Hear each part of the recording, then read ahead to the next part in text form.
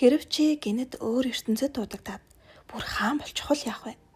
Бидний мэдих дэлхийн ертөнцөөс тийс ондоо үлгэр домгийн амьтадтай эд шидийн ертөнцид гинэд хүрээд ирвэл энэ удаад та нартаа ярьж өгөх аним бол өөр ертөнцид очиод хаан тулсыг хөл дээр нь босгох дог нэгний түүх. Казуя 18 настай. Түүний өвөө нас орсноор тэр ганцаар амьдрах болдог. Харин энгийн л нэг өдөр номын санд энэ бүхэн эхэлнэ. Казуя гинэд танихгүй газарт ирж юу болоод байгааг ойлгосонгүй. Тэгсэн түүнийг нэг хаан бололтой хүн Баатар гэж дуудлаа. Тэгээд бидний урилгыг хүлээн авсанд баярлалаа гин. Гэтэл манай хүн өөдөөс нь шууд хүлээн аваагүй. Та нар дураараа аваад ирсэн гэд уурлана. За тэгээд манай хүнд юу болоод байгааг тайлбарлаж өгнө. Энэ ертөнцид хүн, эльф, дварф, драгньют гэх мэт олон төрлийн хүн төрхтөн жижиг том олон төрлийн улс байгуулан амьдардаг. Нэгдсэн нэг твтэй. Гэвч 10 орчим жилийн өмнө чөтгөрийн ертөнцөөс олон тооны мангас ирж твийн хойд хэсгийн улсуудад аюул учруулах болжээ. Ингээд хүн төрлөختөн твийн хамгийн том газар нутаг бүхий Гран Chaos эзэн тулсыг төвөө болгосон нэгдсэн айрам үүсгэж мангасуудтай тултаж эхэлсэн. Гэвч айрам ялагдаж чөтгөрийн ертөнцийн хүч твийн 3/1-ийг эзэлжээ. Одоо энэ бүсийг нь чөтгөрийн хааны эзэмшил гэх болж харин тулаан зогсон байдал орсон. Чөтгөрийн эзэмшлийн тэлэлтийг зогсоож байгаа нь хамгийн урт хил холбосон байгаа Гран Chaos эзэнт гүрэн. Харин манай хүнийг дуудсан энэ Эльфридийн гих улс нь тэдний ачаар л хошин тогтнож байгаа улс. Тэр том эзэнт гүрэн нь чөтгөрийн хааны эзэмшилтэй хиллээгүй улсуудаас дайны тусламж татах болсон. Харин энэ Эльфридийн улс нь эдийн засгийн хямралд орчихсон төлбөрийн чадамжгүй болсон гэнэ. Тэгээд ганц гарц олсон нь эзэнт гүрний хүсэлт тунд мөнгө төлж чадахгүй бол энэ улсад уламжлагдаж ирсэн Баатар дуудах ёслолыг үйлдэн дуудагдсан Баатрыг явуулж болно гэд заачсан байж. Манай хүнч за ер нь баларлаа гэж бодоод өөрийгөө энэ улсыг эдийн засгийн хямралаас гаргаж хүчирхэг улс болгоно л гэд аваад таялаа. За тэгээд энэ улсын санхүүгийн тухай мэдээлэлтэй танилцаж эхэлнэ.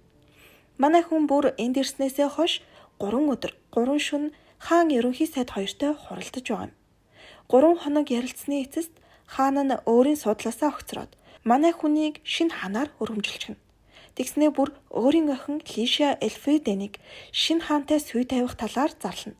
Энэ мэдээг сонссон Лиша гүнж аав ээжигээ аюулд орж гэж бодоод сандраад ирж байгаа юм. Гэтэл юун аюул байх вэ? Хаан хатан хоёр ингээд ажилгүй болчихсон санаа амар эрхлэлдээд сууж байгаа хгүй юу? Гүнж болохоор хаан ширээг нь булаачсан гэж бодоод сүйд майд ирсэн байгаа юм. Тэгсэн хаан аав нь охиндоо түүнийг надаас илүү энэ улсад хэрэгтэй хаан гэж үзсэн учраас гэж хэлдэг. Ингээд гүнж ямар нөхөр гарч ирээд хаан болцоход байгааг нь харах гээд ирлээ. Казуя бүр бичиг цаасандаа дарагдаад хизээ язааны ил сууж байна. Гүнж гэж мэдэхгүй орж ирэнгүүт нь ажилд туслаад хал гэж авдаг юм. Харин мэдснийхээ дараа гүнжид хаан аав нь хүчээр түүнийг хаан болгосныг хэлнэ. Гүнжийг бас сүй тавих тал дээр айх хэрэггүй. Жинхнээсээ хийхгүй байхад л болно гэдэг. Манай хүн бас нөгөө том эзэнт улсад өгөх ёстой татварыг нь өгөх арга аль хэдийн олчихсан байдаг. Яаж гэсэн чинь улсынх нь ертөнцөөс зарчихжээ. Улсын ертөнцүүдээс түүх соёлын үнцэн бүхий хэсгийг A хэсэгт, түүх соёлын үнцэнгүй гэснийг нь B хэсэгт, шидийн хэрэгсэл зэвсэг маягийн зүйлсийг нь C хэсэгт гэж ангилаад B хэсгийг зарчихсан гэнэ. Манай хүнийг шид ашиглах чадвартай хэсгийг шалгахаар болно. Дуудагдсан Баатар нь энэ ертөнцид ирэхдээ ямар нэг шид ашиглах чадвартай болдог юм шиг байна. Тэгээд нэг хөшөө маягийн юмд хүрсэн чинь Казуя шид ашиглах чадвартай байдаг. Шид ашиглах чадвартайгаа мэдчихсэн юм чинь одоо тэрийг ашиглаад ажлаа хөнгөвчлөхгүй хачхавтай. Манай хүний чадвар нь эд зүйлд оюун ухаанаа хуулж хүснээрээ удирдах юм байна. Одоогоор дээд талд нь 3 юмыг зэрэг хөдөлгөж чадна. Гүнж одоо юу хийж байгааг нь асуухад манай хүн нуун дарагдуулсан хөрөнгийг шалгаж байгаа гэдэг. Ерөнхийдөө бол дарга нарын эзэн мөнгийг л шатгаад байгаа юм. Тэгээд ийм хэрэг илэрвэл улсын хөрөнгө завшсан хүний эд хөрөнгийг шууд хураахаар төлөвлөжээ. Нөгөө ажлаа хүлээлгэж өгсөн хаан хатан хоёр эрхлэлцээр л байдаг. Казуя гүнжийг нэг тийш хамт явъя гэсэн чинь манай хүн морь унаж чаддгүй шүү дээ. Тэгээд гүнжийн арт тэврээд явах болно. Манай хүний гүнжид харуулах гэсэн газар нь энэ томоос том хөвөнгийн тариалангийн талбай. Казуя үүнийг энэ улсын хүнсний хомсдлын шалтгаан болж байгааг хэлдэг. Хөвөнгийн үн өссөн болохоор тариаланчид хүнсний ногоо тариалах нь багасжээ. Өөрөөр хэлбэл нийлүүлэлт нь эрэлтэд авчихсан. Гэтэл идэж болох тариалан ховорцсон нь хүнсний хомсдол үүсгэжээ. Тиймээс Казуя маань барааны ургамлын тариалтыг хязгаарлаж хүнсний ногооны тариалан сэргээн хангамжаа нэмэгдүүлэх санаа гаргана. Бас өдийг хүртэл орлогын их үсвэр болдог байсан хөвөнг орлох зүйл олох хэрэгтэй болдог. Манай хүнийг хаан байж олон нийтэд хамт хоол идлээ гээд ордны ажилчид их гайхнаа. Тэгсэн Казуя бол тоогчгүй хэмнэлтийг өөрөөсөө л хийж байгаа юм. Бас хүмүүсийг хэрв ярих цаг байвал илүү их ажил хийж байдаг. Казуяд нэг санаа төрнө. Улс даяар байгаа авьяаслаг хүмүүсийг хайж болох. Тусгалын талс гэдэг юмар энэ улсын өнцөг булан бүрт дууд үрстэй мэдээлэл дамжуулж болдог. Түүнийг ашиглан бүх төрлийн чадварлаг хүмүүсийг ирж хайхаар болно.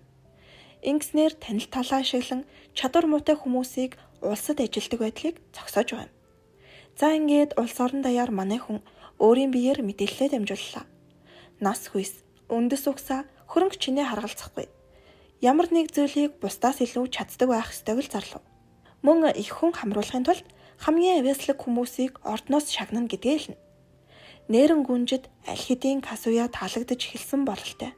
Тэр энэ улсад хамгийн хэрэгтэй хүн нь түүнийг хэмээн хүлээн зөвшөөрнө. За улс орон даяар сонгон шалгаруулалт хийгээд шалгарсан 5 хүн хааны ордонд ирлээ. Бурхны ойгоос ирсэн харанхуйн эльф Айшан тулааны чадвараар энэ улсад тэргүүлжээ. Жуна Дома гэх энэ цэнхэр үстэй эмэгтэй болохоор маш сайхан дуулахаас гадна нэг сонссон дууга шууд л цээжээр дуулж чадах авьяастай. Казуя гар утснаасаа Японд дуу сонсуултал Япон хэл мэдэхгүй ч нэг удаа сонсоод л шууд дуулж үзүүлдэг. Поте тосгоноос ирсэн Пончо Панакотагийн авьяас бол маш сайн идэх гин. Дэлхийд даяар аялж газар бүрийн алтартай гэсэн хоолыг идэж явдаг. Бүр идэж болох баргийн зүйлсийг л идэж үтсэн гин. Гэхдээ өөртөө нилээд итгэл муутайхан байсан түүнийг манай Казуя бахархан хүлээж авдаг. Тэгэд бүр түүний мэдлэгийг энэ улсыг аврах түлхүүр болно гэж хэлсэн юм. Хагуя Куамин болохоор маш их мэдлэгтэй бас цээжлэх чадвараараа энэ улсад шилтгэн. Тэр энд шинэ хааныг шинжхээр ирээд Казуяг хүлээн зөвшөөрч бүр баруун гарна болохыг хүсдэг. За хамгийн бяцхан оролцогч болох Шидийн чоны овгийн Томе Инуи бол онцгой чадвартай нэгэн. Тэр амьтадтай ярилцаж чаддаг. Түүнээс гадна бүр онцгой чадварч бий. Түүнийгээ Казуягийн чихэн шивнэн. Манай хүн үүнийг сонсоод бүх хүнээс нууцлахаар шийддэг. Учир нь түүний тэр чадвар нь мангас чөтгөрүүдтэй ч харилцаж чадхаар гин.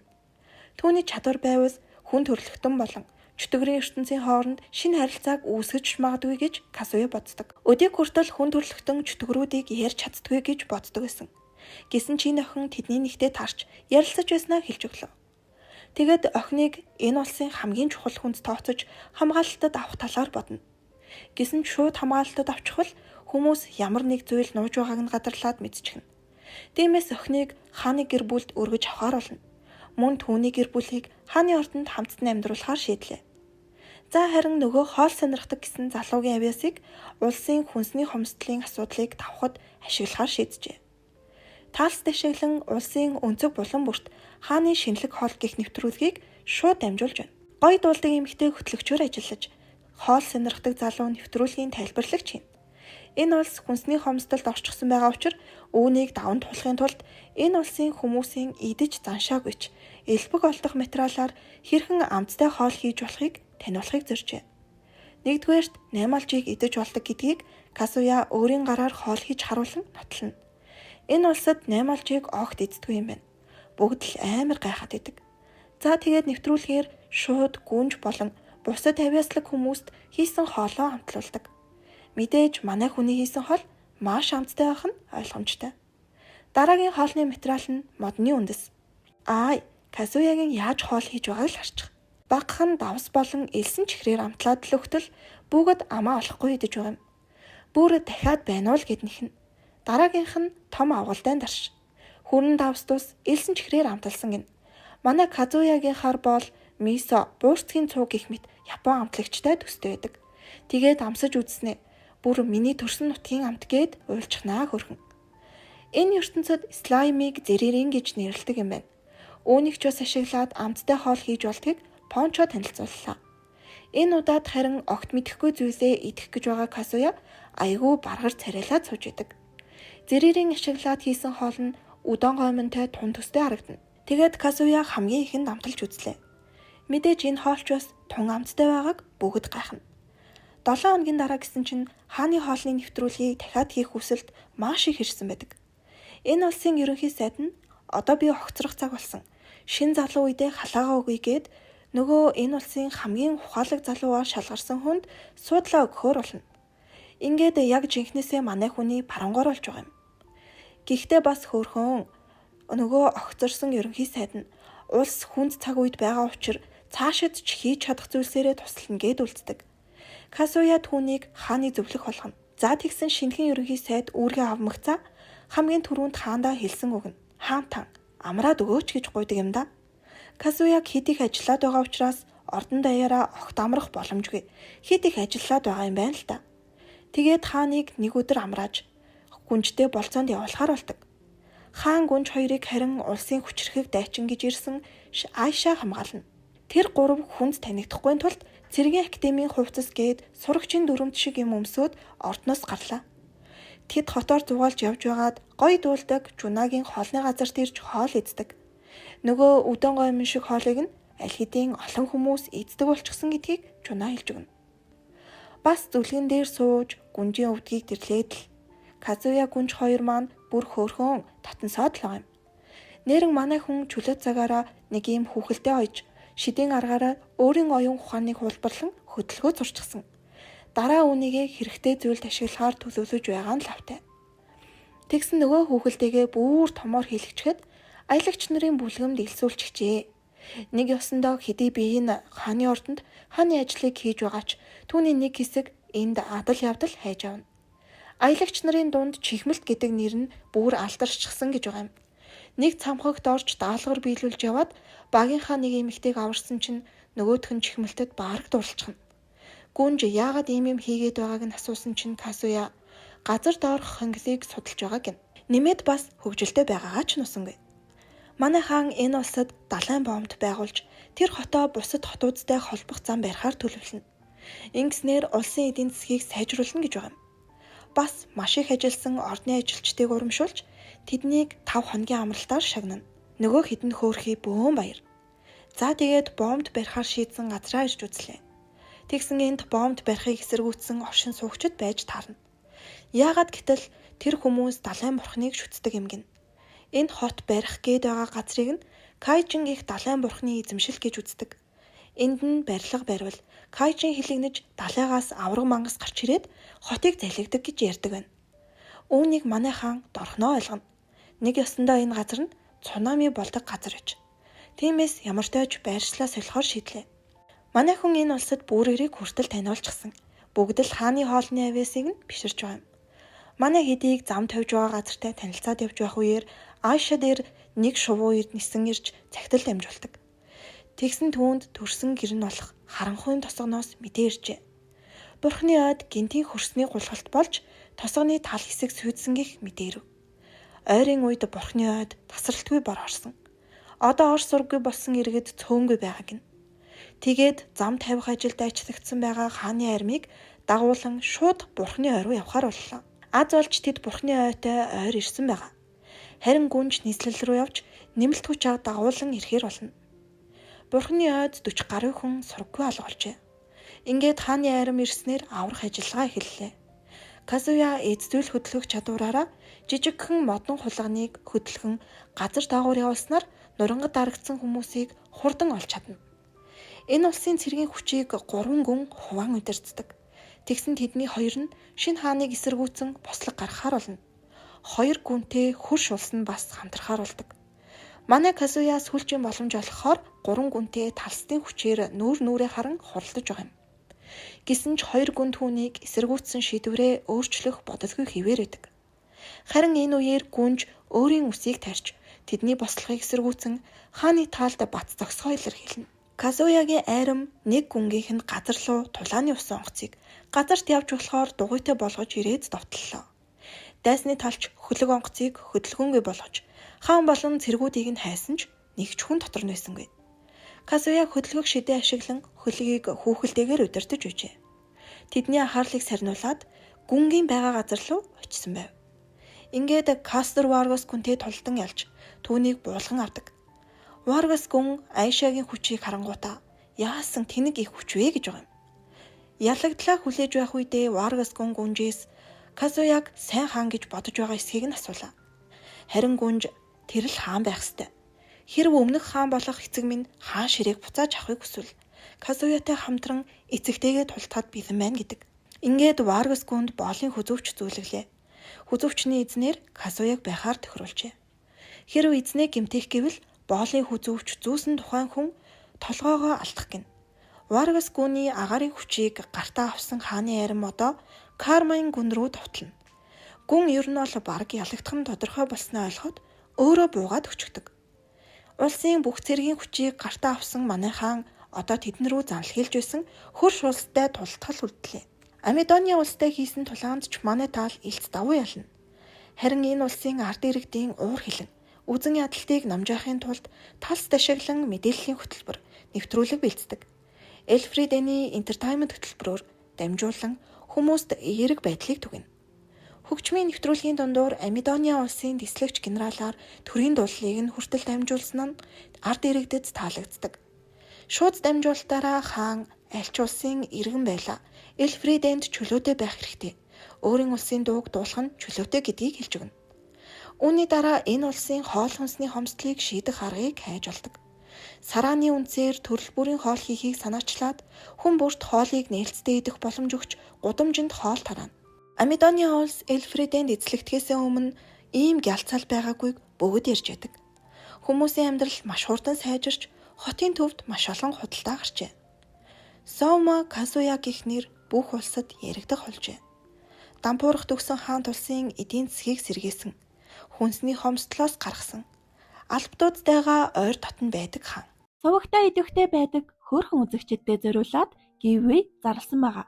Анимынхаа төгсгөл зараа оруулсан чинь багахан алдаа гаргачихжээ. Тиймээс дахиад сонсоод аваарай. Идэвхтэй үзэгчдийнхээ дундаас 3 аздан тодруулах гэж байна.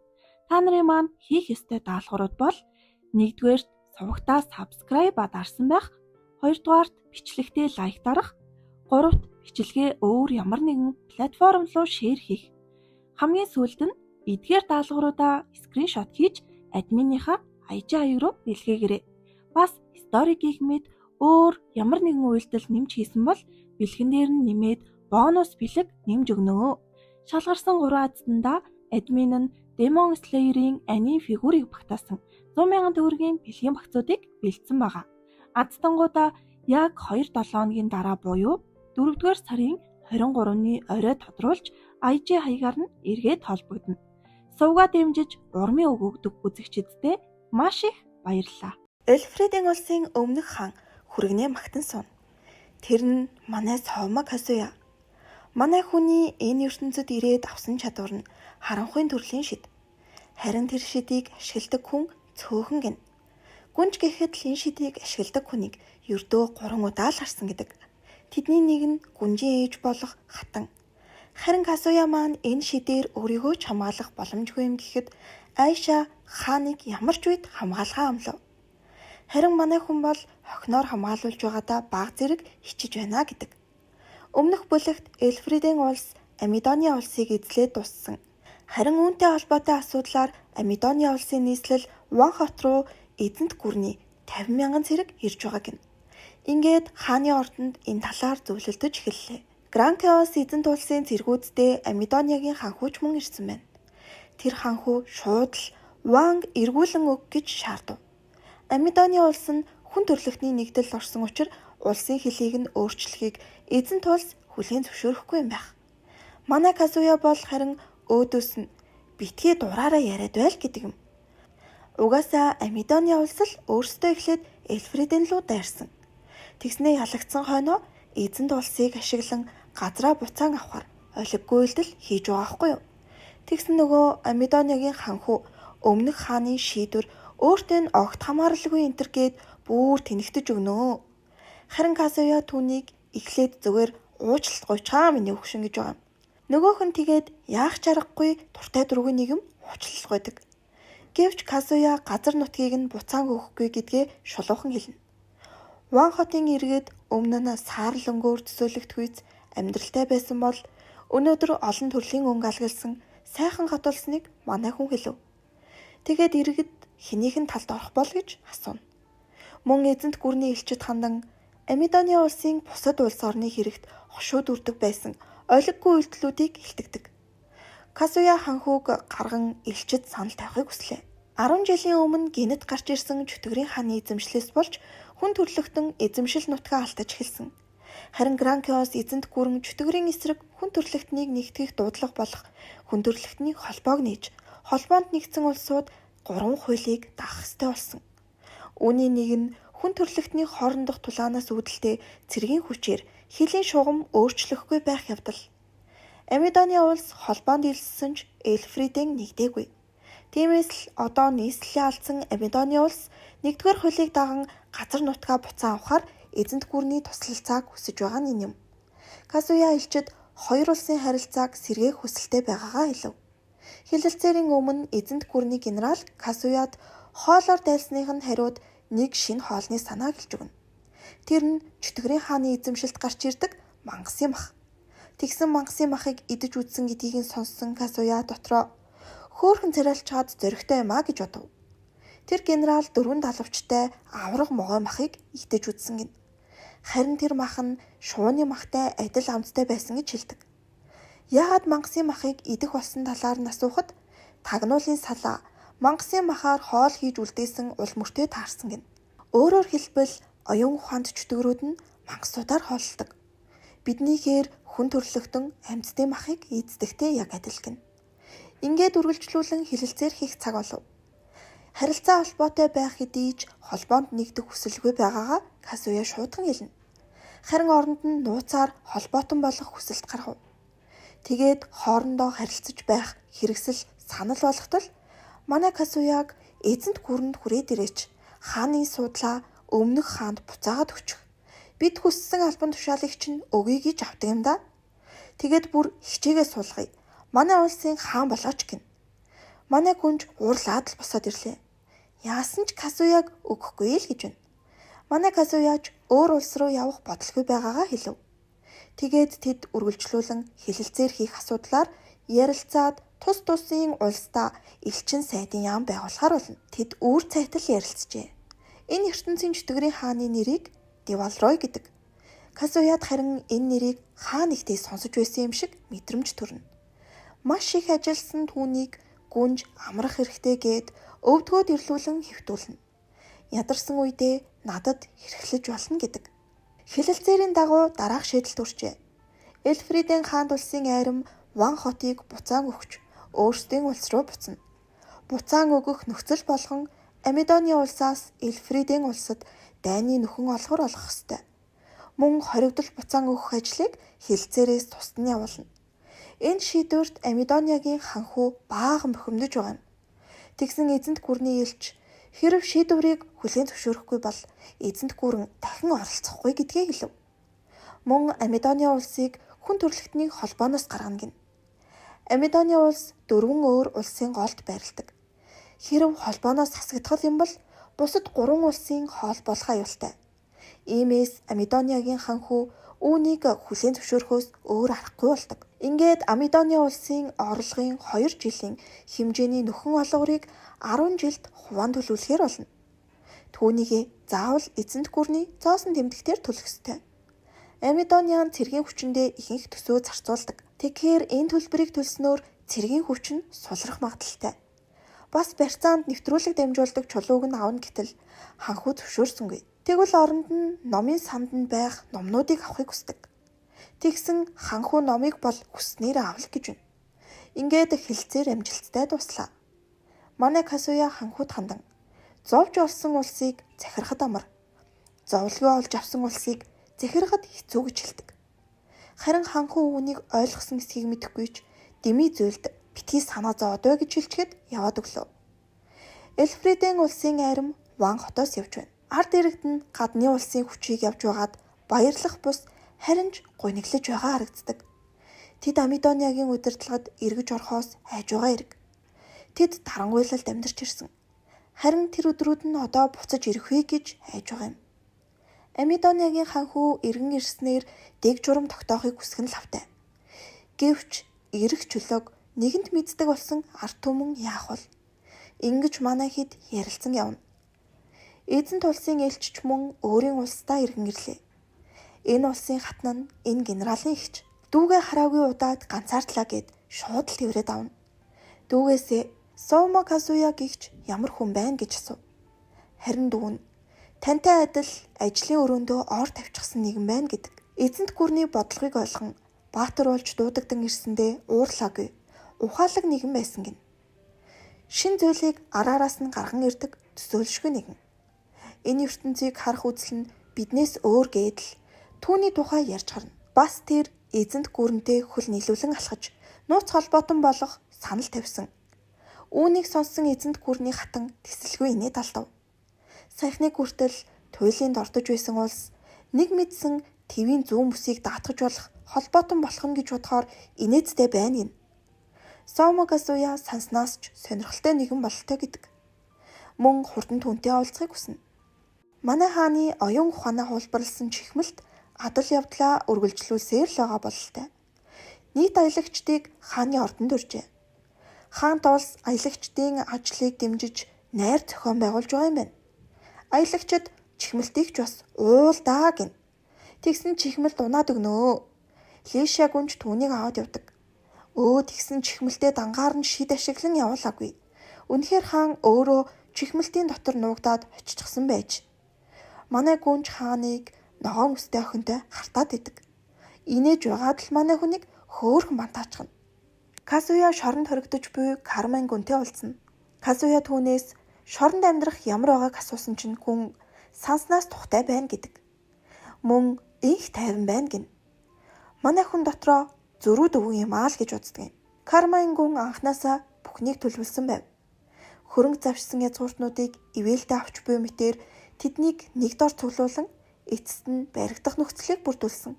Гэсэн ч задруулах боломжгүй төлөвлөгөө зохиосныхоо дунд одоо тэр өөрөө ч тэдний адил цаазаар ахуулах ёстой. Казуя түүнийг тэнэг үйлдэл хийснийхэн төлөө уурлана. Гүн гүөхвэл Лишя гүнж маш ихээр гуниглана. Тиймээс Казуя үүнд бухимдаж байгаа хэрэг. Мөн гүнд чухал үүрэг хариуцуулж ирээдүйд хамтран ажиллана гэж бодож байсан. Гэсэн ч гүн өөрийн хийсэн үйлдэлдээ сэтгэл хангалуун байна гэдэг. Казуя гүнд хортой дарс авчирчээ. Улсынхаа төлөө зүтгэж ирсэн түүнийг олонний өмнө алах хүсэлгүй байгаагаа хэлв. Мөн түүнийг дагаж байсан хүмүүст ч ийм дарс өгч байгаагаа хэлнэ. Гүн харин дарсыг талархан хүлээн авч уусан юм. Тэр эцсийнхээ үгээр гүнж болон хаан хоёрт аз жаргал хүсдэг. Талс дэшиглэн эзэнт гүрний генерал Эльфридийн улсын ерөнхий сайдтай ярилцаж байна. Тэгсэн манай хүний баруун гаруулах ерөнхий сайдыг бас л улсдаа эрхийг хятгана. Номын санган эзэмших эрхийг өгье гэсэн ч ерөнхий сайд мэдээж зөвшөөрөхгүй. Тэр бол хаанд үнэнчээр зүтгэж түүнтэй хамт ирээдүг бүтээхээр шийдсэн нэгэн. Казуя Айшад Альбесоор хааны торгон хамаалагч цолыг өглөө. Айшагийн аав манай Казуяд охиныг минь аваач гэж хэлнэ. Гуй эхнэрээ болон аваач гэдэг юм. Энэ л түүний хувьд шагнал болох юм гин. Тэгснээ эцгийн хуваар хэлэхэд эвгүй байгаа ч энэ бол түүний өөрийнх нь хүсэл гэдэг юм да. Казуя гэхдээ дотроо эхнэрээ болгох хүсэлж байх нь байгаа л гэж бодож байна. Тэгээд гүнж рүү харсан чинь нөгөөх нь Айшаг эхнэрээ болохоо гэд зөвшөөрлөөнө. Энэ ертөнцид эрэгтэй эмэгтэй гэлтгүй хинч олон эхнэр эсвэл нөхөртэй байж болдог. Тиймээс гүнжийг нэгдүгээр эхнэр гэж үзэн Айшаг хоёрдугаар эхнэрээ болгох гин. Айшаач баяртай байгаа харагдана. Ингээд манай хүн хоёр эхнэртэй болж байгаа юм. Тэгсэн энэ үеэр нөгөө гойдуулдаг цэнхэр үстэй Жуна их гунигтай байгааг түүний эмээ болох 3 гүнгийнийг анзаарна. Жунач мөн гавьяагаа үнэлүүлэх гэж дуудагдах үеэрээ өөрөө түүний эхнэр болох хүсэлтэй байгаагаа хэлхэн тэр. Тэгсэн Казуя маань шууд татгалзчихдаг. Тэр нэвтрүүлэг хөтэлдэг. Улсад их алдартай учир одоогоор болохгүй гин. Гэхдээ түр хүлээвэл эхнэрээ болгоно гэд амладаг. Жуна их гунигтай байгаа харагдана. Харин хаан илүү их дуучид авиаслаг хүмүүс цуглах үед заавал түүнийг гуйна гэдгээ амлав. Жуна харин тэр өдрийг тэсэн ядан хүлэе гэдэг. Касуяг өөр их нэртэй болоход сэтгэлийнхээ гүнд өвдөлт мэдэрсэн гэдгийг гүнж хоригдож буй найздаа илнэ. Лиша гүнжийн найз болон түүний аав Варгас гүнг хаан өөрөө шүүхээр болжээ. Ингээд шүүх хурал эхэллээ. Тэднийг босогч гэж үзэн газар нутаг эд хөрөнгийг нь хураан авч цаазаар авах ёстой гэж үздэг. Шүүх хурлын үеэр маш олон санал гарна. Харин хаан энэ үеэр дайсан гэж үзсэн олон хүнийг нэг дор устгахаар төлөвлөжээ. 12 хүнээс ердөө 2 язгууртныг л амьд үлдээдэг. Хэдий харгас хэдий ч ингэж байж ялзарсан модыг үндсээр нь суглана гин. Харин Варгас гүн болон охиныг нь амьд үлдээхээр шийджээ.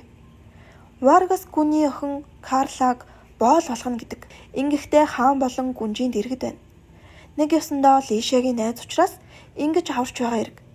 Мөн Казуя Карлад хандан хэрв хизээ нэг өдөр намайг балмад дарангуйлагч нэгэн болвол тэр үед намайг хорох үүргийг чамд өгч байна гэдэг. Миний эргэн тойронд байгаа хүмүүс үүнийг хийж чадахгүй. Тиймээс чамд үүрэг болголоо гэж хэлв. Шүүх хурал дуусмагц Казуя гүн бодолд харагдана. Түүний хийсэн анхны харгас үйлдэл байлаа. Харин Казуягийн сэтгэлийг засгаар хоёр эхнэр нь ингээд хүрээдэрдэг. Торгон цэргийн ахмад манай багын найз болохгүй зүйл хийчихлээ гэд сандран ирлээ. Тэгээд хаан гүнж хоёрыг металл байгууламж доторх модон байшинд дагуулan ирдэг. Жиньягийн охин эрдэмтэн бололтой. Харин энэ хачирхалтай газар бол түүний судалгааны лаборатори. Тэр бас хааны армийн шидтэн гин. Зэвсэг бүтээх хилтэс байсан ч элдв хэрэг тариад халагдчихжээ. Байж боломгүй зүйл бүтээчихсэн юм гин. Хурдан ургадаг ургамлын үр суулгасан жатны үзүр хийсэн ч түүнээс нь болоод судалгааны цамхаг тэр жигтэй ширэнгэн ой болчихж. Харин энэ охин түүнийг маш сайхан санаа байсан л гэдэг. Тэгээд хаанд шинэ бүтээлээ танилцууллаа. Сүсөмө Марк 5 туршиж үзэхүү гэснээ бүгдийг нь хийсгэх төхнө. Энэ бүтээлээ тэр шидийн энерги сордог чулууг ашиглан бүтээжээ. Энэ чулуу нь энэ улсын газар дор хэлбэг байдаг. Харин түүний шин нээлт бидний мэдэх зайнаас ялгаагүй гэж Казуя бодно. Уурын хөдөлгүүрч байдаггүй энэ ертөнцид Жиньягийн охин энерги хураах технологи бүтээчихэж. Энэ технологи байвал хаант улс томоохон хөгжилд хүрнэ. Гэвч энэ элбэг чулууг нь хараагдсан чулуу гэж нэрлэдэг. Учир нь хажууд нь шидэргэлсэн тохиолдолд шидийн энергийг хураан авсаар дэлбэрдэг. Тиймээс хараагдсан чулууг ашиглаж байна гэвэл энэ ертөнцийн шашны бай болох аюултай. Нэмээд энэ чулууны төлөө бусад улс орнууд дайн зарлах аюулч тулгарч болцсошгүй. Тэгэхээр энэ технологи энэ улсыг хамгийн хүчирхэг улс болгож болгоч үүний хажуугаар мөхөлдж хүргэж мэдгцвэл. Тэгээд Казуя Томегийн нэгэн адилаар Жиньягийн эрдэмтэн охиныг улсын хамгийн чухал хүнд тооцох ёстой юм байна гэж үздэг. Тэгээд Жиньяг энэ улсад байлгахын тулд юу хийж болох талаар гүнжээс асуув. Тэгсэн хааны дэрэгдэх найдаж болох нэгэнтэй гэрэлчихвэл болох юм байна гэдэг. Тэгээд түүний найз гээд байгаа торгон цэргийн ахмадыг түүнтэй суулгахаар болчихно. Шууд л тэр хоёрт гэрэл гээд хэлчихэж байгаа юм. Амар шүү. Гэрлэх ёслолыг хааны гэр бүлээс даана гин. Гэрлэлтийн асуудал шийдэгдсэний дараа торгон цэргийн ахмад түүний тарьсан хэргийн талаар сануулна. Жиня луугийн ясыг хулгайлсан юм гин. Сувагтай идэвхтэй байдаг хөөрхөн үзэгчдэд зориулаад giveaway зарласан байгаа. Анимынхаа төгсгөл зараа оруулсан чинь багахан алдаа гаргачихжээ. Тиймээс дахиад сонсоод аваарай. Идэвхтэй үзэгчдийнхээ дундаас 3 аздан тодруулах гэж байна. Та нарын маань хийх ёстой даалгаврууд бол 1-р сувагтаа subscribe дарсан байх, 2-р бичлэгтээ лайк дарах, 3-т бичлэгээ өөр ямар нэгэн платформ руу шеэр хийх. Хамгийн сүүлд нь эдгээр даалгавруудаа скриншот хийж админынхаа IG хаяг руу илгээгээрэй. Бас story гэх мэт өөр ямар нэгэн үйлдэл нэмж хийсэн бол бэлгэн дээр нь нэмээд бонус бэлэг нэмж өгнө. Шалгарсан 3 аздандаа админ нь Demon Slayer-ийн аним фигурыг багтаасан 100,000 төгрөгийн бэлгийн багцуудыг бэлдсэн байгаа. Аздангуудаа яг 2-7 хоногийн дараа буюу 4-р сарын 23-ны орой тодруулж IG хаягаар нь эргээд холбогдно. Сувгаа дэмжиж урмын үг өгдөг үзэгчдэд маш их баярлалаа. Энэ бүхэн Соума Казуя гэх 18 настай оюутан залуу энэ ертөнцид дуудагдсан үеэс эхэллээ. Түүнийг ирэхээс өмнө Эльфридийн улс ханы академи руу зөөх гэж байх үед гинэт алга болчихсон. Тэгсэн тэр хэргийн сэжигтэн нь Жиньягийн эрдэмтэн охин байж. Манай Казуя эрдэмтэн охиноос луугийн ясаар яах гэснийг нь асуусан чинь бас нэг бүтээлээ танилцуулна. Бүтээлийнх нь нэр Михадра. Луугийн ясан дээр элдв төрлийн мангасын материал болон цамхгаас олдсон нууцлаг зүйлсийг ашиглан бүтээсэн оньсон луу. Үүнийг амьд биетийн хөдөлгөөнийг судлах гэж туршилтаар хийсэн гин. Ариун луугийн холбоо түүний тарьсан хэргийг мэдчихвэл олон улсад хүртэл асуудал үүснэ. Тэгсэн Жиня бол "Хэв нэг тийм үл" гэж байна. Казуя чимээгүйхэн гүнжид хандан эргэж очихороо ариун луугийн холбоо руу уучлалт гуйж захидал тэсвэр алдарчээ. Харин Амидониагийн шинхэн хаан үүний эсрэг айрмаа хөдөлгөн бослохыг дарахаар шийдлээ. Харин Эльфриденд манай Казуя хүүхдүүдтэй тоглон сууна. Гүнжийн найз Карлад сууж байгаа юм байна. Тэгсэн тэр сургалт нь хатуу арга барил ашигладаг ба шидийн хүч шингээсэн ташуур ашиглан ташуурддаг гин. Нөгөө амар тултаад байсан дайчин Карла хүсэлтийнхэн дагуу нэмэлт хүч илгээхээр болно.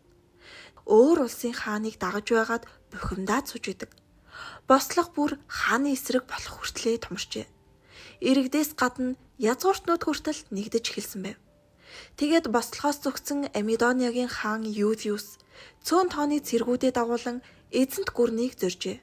Казуя үүнийг төлөвлөж байсан ч гэд хөдөлж эхэлнэ.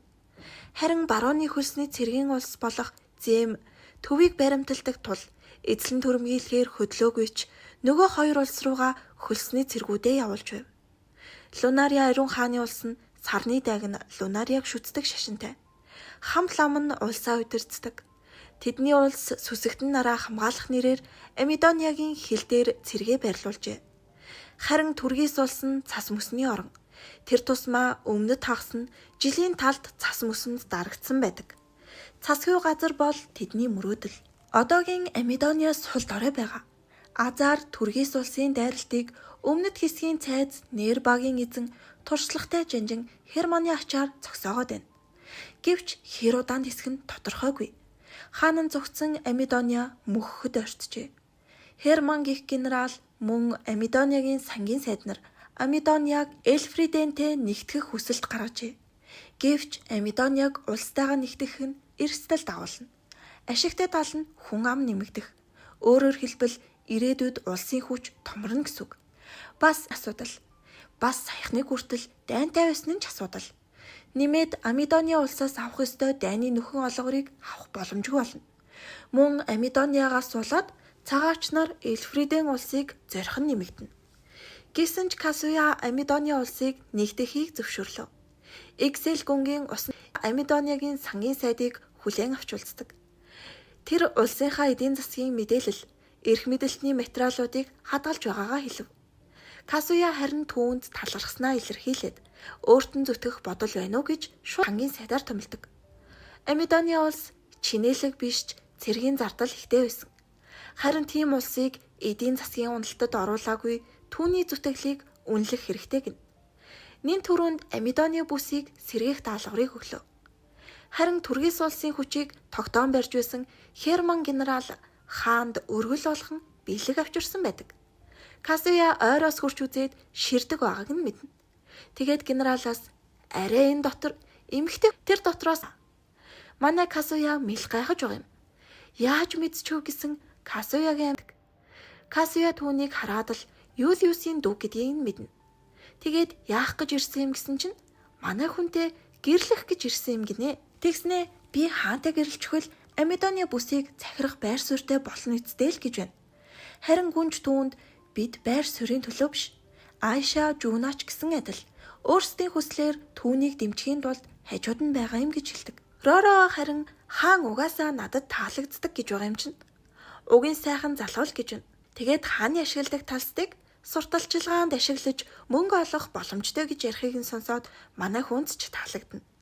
Роро гүнж манай хааныг хоёр улсыг нэгтгээд илүү чинээлэг улс болгож чадна гэдэгт итгэлтэй байгаа гин. Казуя түүнд өөрийнх нь эцэг болох Амидониагийн өмнөх хааныг дайнаар ялж хороосон гэдгийг сануулв. Гэхдээ Роро гүнж өөрөө тэрэнд бүү санаа зов гэж хэлдэг. Казуя харин Амидониаг удирдахад түүнтэй гэрэлснээр том байр суурьтай болох нь гэж бодно. Мөн түүний эдийн засаг, бизнесийн ухаан энэ улсад хэрэгтэй. Тэгээд Казуя маань Лишагаас асуув.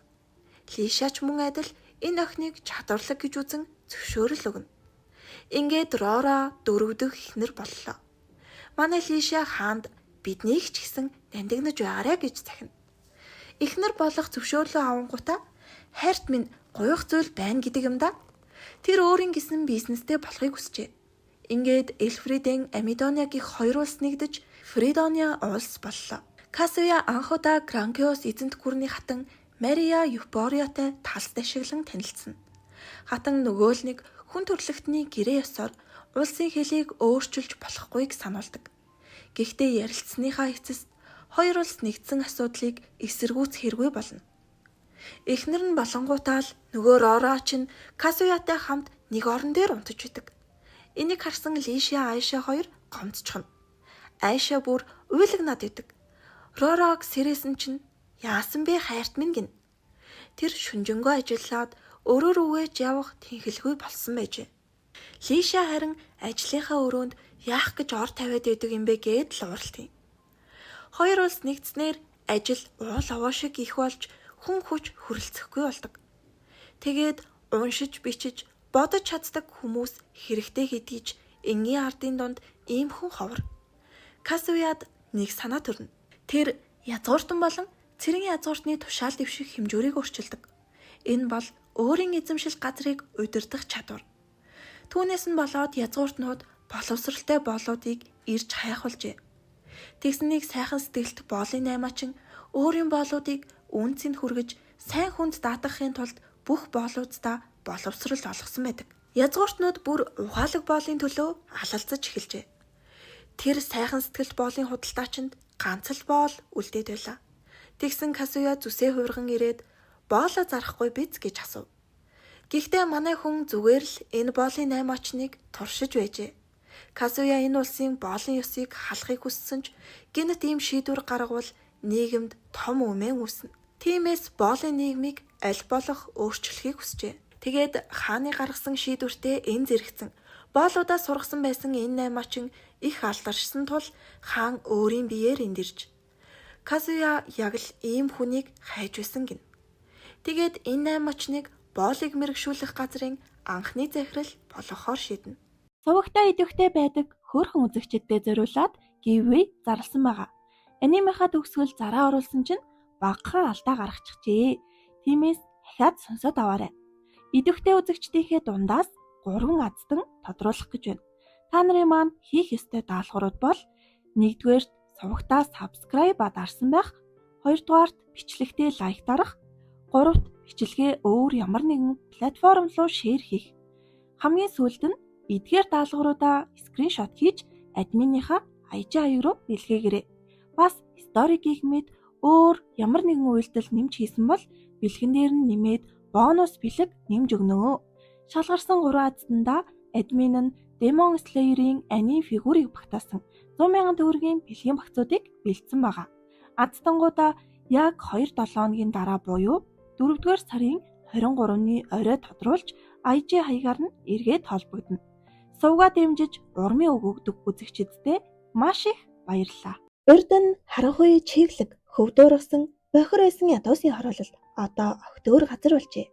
Казуя одоо цэвэрэж нян бактериас үүдэлтэй өвчлөлт хүргэхгүй байх талаар хүмүүст ойлголт өгөхөөр зорж эхэлжээ. Бас антибиотик гарган авахар ажиллаж эхэлсэн. Өмнөх бичлэгт гарсан сайхан сэтгэлд боолын 8 очин сургуулаа хэдийн байгуулжээ. Казуя түүний ажлыг хэр явж байгааг шалхахаар ирлээ. Түүнийг Жинжер Камью гэдэг. Зөвхөн боолыг мэрэгшүүлэгч гэлтгүй хүүхэд том хүнгээд хэн бүхэнд уншиж, бичиж, бодохыг заадаг болжээ. Казуя Жинжер хоёр сургуулийг өргөжүүлэх талаар ярилцдаг. Цаашид ахлах сургууль биш, бүр их сургуулийн төвшөнд хүрэх үед мэрэгжил олгох сургууль болох гэнэ. Улсад чадварлаг хүмүүс ажилуулахын тулд нийт иргэдийнхээ боловсролыг дэвшлүүлэх хэрэгтэй гэж үзжээ. Сургуульд бас өдрийн хоолны системийг нэвтрүүлсэн байдаг. 12-оос доош насны хүүхдүүд сургуульдаа өдрийн хоол үндгүй идэх гэнэ. Ингээд сургуулийн үйл ажиллагаа амжилттай явж байгааг мэдсэн тэд цагаач нартай уулзахаар явлаа. Энд ирсэн хүмүүс нь дайн, байгалийн гамшиг гээд яах чаргагүй нөхцөл байдлаас болж энд иржээ. Манай хэдийг цагаач нарын нөхцөл байдлыг харах гээд ирсэн чинь хүүхдийн хулгайч нар яг ирсэн байж таардаг. Яг энэ үеэр аялагчдын бүлгэнд дэдэг ногоон өстэй охин аюулд орсон байхыг манай Казуя харна. Казуя энэ ертөнцид ирснээсээ хойш баггүй бэлтгэл хийж байгаа тул ногоон өстэй охиныг өөрөө хамгаалж чаддаг. Хүүхэд эмэгтэйчүүдийг хулгайлах гэсэн хүмүүсийг барьж аваад Казуягийн ууранд хүрээд шууд зохиод авна. Фридониад 1000 гаруй цагаач ирсэн бөгөөд усад газарт байгаа цагаачдыг бодвол амар тайван жаргалтай байдаг. Бусад улсууд цагаач нарт тийм ч сайн ханддаггүй. Хүчээр цэргийн албанд оруулж дайн руу явуулах нь ч бий. Эсвэл боол мэд ажилуулдаг улс ч бий.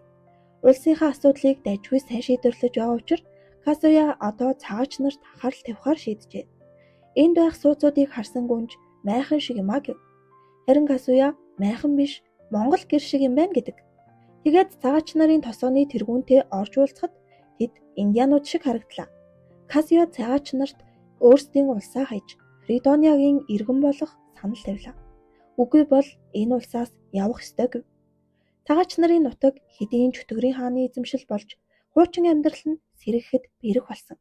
Харин Казуя өмнө нь бэлдэж байсан шинэ хот болох эдийн засгийн шинэ бүсэд цагаачдыг амьдруулахаар шийджээ. Тэднийг энэ асуудлаар ярилцаж байхад тосгоны нэг эмэгтэй төрхийн хүндрэл болох аюултай болж хагалгаа хийх шаардлага гарна. Тэд бүгд яаралтай бэлдэж тэргүүний майхан эндээс хамгийн цэвэрэн тул энд хагалгаа ихэр болдог. Хагалгаа амжилттай болж тосгонд шинэ хүм эндэллээ. Тосгоны тэргүүнж болсон бүхнийг харж ирээдүйн үр хооч нь энэ улсад амьдрал хэрэгтэй гэж бодоод Фридониагийн иргэн болох сонголтыг хийнэ. Эсэн мэнд төрсэн эмэгтэй хаанд талархлаа илэрхийлж хүүд нь нэр өгөхийг хүсдэг. Казуя шинэ хүүхдийг аз жаргал гэсэн утгаар Фуку гэж нэрлэв. Лиша гүнж хаанд хандаж бусдын хүүхэд хөөрхөнж өөрсдийн хүүхэд бүр хөөрхөн байх та гэж үг хайна. Тэгээд тийм бол өнөө оройноос хичээх үү гэсэн чинь Казуя ичээд дахиад жаахан хүлээж болох уу гिचгдэг. Хааны дөрвөн эхнэр сүйт бүсгийн сургалтад суухаар болно. Багш нь Excel Walter гүн. Тэр хичээлийнхээ эхэнд өмнөх хаадын үеийн хаан ширээний төлөөх тэмцлийг сануулдаг. Excel гүн 500 настай. Хэд хэдэн хүнтэй гэрэлсэн ч өглөөс өөр асуудлаар салсан удаагүй гин. Гэрлэх бүртээ хүүхэд төрүүлсэн. Тиймээс тэр туршлагатай хүний хувьар хайртай хүнтэйгээ насаараа амьдрах тухай заана гэдэг. Excel гүн хаанд ч гэсэн тус нь хичээл орж байгаа гин. Тэгснээ бараг Казуяг таних гарын авлага маягийн юм хийж гисэн байдаг за. Казуяг ховсдож байгаад түүний талаар гүн гүнзгий мэдэх боломжтой номыг бэлджээ. Үүнийгээ дөрвөн эхнэрт уншиж өгнө. Хаан Ророгийн тухайд эцгийг нь хороосон сэтгэлд нь тордог гэж ярьжээ. Роро харин үүнийг сонсоод сэтгэл нь өвдөөд уйлчихна. Жунаг харин төгс эмхтэй гэжээ. Гэвч хаяа эрхэлж байвал зүгээр юм гэсэн байдаг. Айшаг харин тижээвэр амтэн шиг гэжээ. Учир нь тоолгүй орхиж болдоггүй. Хамгаалмаар санагддаг хүн гин. Лишаг бол мэдээж хамгийн ихээр онцгойлж үздэг. Тэгээд энэ хичээлийг дуусгавал хааны тухай асар нууц мэдээллийг тэдэнд өгөх юм гин. Нөгөө дөрөв чинь уншиж өгөндөө Казуягийн санаагаар Гран Кеос эзэнт гүрэнж бас боолын 8-ачтад тодорхой шалгуур тавьдаг болохыг сонирхож эхэлнэ. Казуягийн даалгавраар Пончо гурилан бүтээгдэхүүний соусыг амжилттай хийж чаджээ. Үүнийг ашиглаж шинэ бомб хотын онцлог хоолыг гаргахаар болдог. Казуя хаан болоод 8 сар өнгөрчээ. Лиша тэр хоёр бие биедээ жимс арилхан аманд нь хийж өгнө. Тэд 8 сарын хугацаанд ийм хөрхөн тотон олжээ. Казуятай өмнөх хаан хатаг хоёр уулзахыг хүсдэг. Өмнө нь хатныг харанхуй шидийн хүчтэй гэж байсан да. Түүний чадвар ирээдүйгээс өнгөрсний өөртөө алдаагаа сануулж хэлэх байжээ. Үнэн дээр Казуяг өмнө нь баатар болон дуудагдан эрэхтэн хаан түүнд хаан ширээгээ өгөөгүй. Түүнийг ерөнхий сайд болгож байж. Казуя ерөнхий сайдаар маш сайн ажиллан улс орныг мөн л аварч байсан. Гэвч түүнд өшөөрхсөн язгууртнууд нийлж түүний аминд хүрчээ. Үүнийг ирээдүйн харамссан хатан өнгөрсний баатар дуудаагүй байсан үеийн өөртөө дамжуулж хэлсэн байна. Ингээд хэдийн бүхнийг мэдэж байсан хаан хатан хоёр Казуяг ирмэгц түүнд итгэж байсан учраас шууд хаан болгож араас нь нууцаар хамгаалж иржээ. Хатан өдийг хүртэл маш олон удаа ухаантай баатар гэсэн хүмүүстэй гэрлэж байсан ч аль ч тохиолдолд Эльфридийн улс мөхсөн гэд. Харин одоогийн нөхрөө сонгвол улс мөхөхгүй байх ганц хувилбар байсан гэдэг. Гэсэн ч дуудсан баатраа хамгаалж чадалгүй улс нь дахин мөхөх үед цаг хугацааг ухраан бүгдийг өөрчилжээ. Кармайн гүн хөрөнгө завшсан язгууртнуудыг нэг дор цуглуулan тэдний хамтаар баригдсан нь ч Казуягийн төлөө хийсэн зүйл байв. Хаан хатан хоёрын хүч хүрэхгүй байх гэж бодон Кармайн гүнд бүгдийг хэлж өгсөн байна. Өмнөх ерөнхий сайд байсан үед ч Лиша тэр хоёр бие биедээ дурлжээ.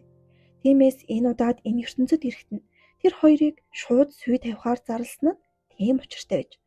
Хаан хатан хоёр ордноо орхин энгийн амьдралаар амьдрахаар шийджээ. Цас будран хаялна.